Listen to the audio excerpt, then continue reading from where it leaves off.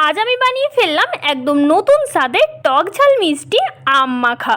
দেখো, একটা বড় সাইজের আম নিয়ে নিয়েছি আর এটাই আমি মাখা করব। তোমরা যারা আম মাখা পছন্দ করো না তারা এই ভিডিওটা স্কিপ করে যেতেই পারো, আর যারা করো তারা পুরো ভিডিওটা দেখতে থাকো। একটা বড় সাইজের আম নিয়ে নিয়েছি, ওটা আমি পাতলা পাতলা করে কেটে নিলাম আর এটা বাদ দিয়ে দিয়েছি। এখন কিন্তু আমের আঁটিও হয়ে গেছে। এটা আমাদের বাড়ির গাছের আম, ফার্স্টেই বলে রাখি। আর এই দিকে নিয়ে নিয়েছি দুটো কাঁচা লঙ্কা, একটুখানি চিনি, বিট লবণ আর পাতিলেবুটা পরে অ্যাড করব। আর এখানে দিয়ে দিলাম আমি কাসুন্দি, তারপরেই অ্যাড করলাম ওই পাতিলেবুটা। তারপরে ঝিঙ্কুনাকুর যেইভাবে খুশি তুমি একটুখানি নাড়িয়ে দাও। 2 মিনিটেই আমাদের রেডি হয়ে যাবে এরকম দারুণ স্বাদের আম মাখা। মাঝে মধ্যে এটা কিন্তু ট্রাই করাই যায় যারা টক খেতে পছন্দ করো। এটা বেশি না টক বেশি না ঝাল, মুখে পুরে দিলাম আর জাস্ট অসাধারণ। বাই।